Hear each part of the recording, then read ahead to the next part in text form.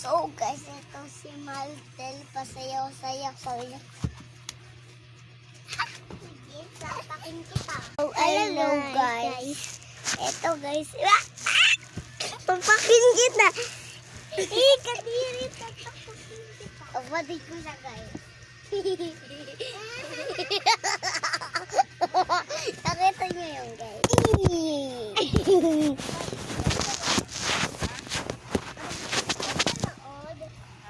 Ito sila yung nakaiga. Ikaw yung ano? Ikaw yung anong buses?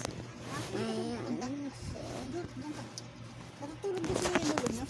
Wala kayong mga respeto ano? Ha? So guys, Hindi kayo nagre-respeto?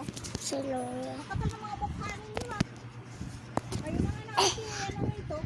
Wala pa kayong respeto? Ha? Matuto kayo yung respeto ha?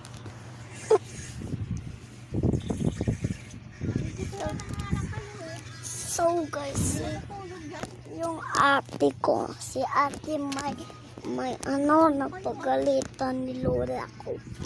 Ito sa unang sasampay. Bye-bye! So guys, part 2, dito.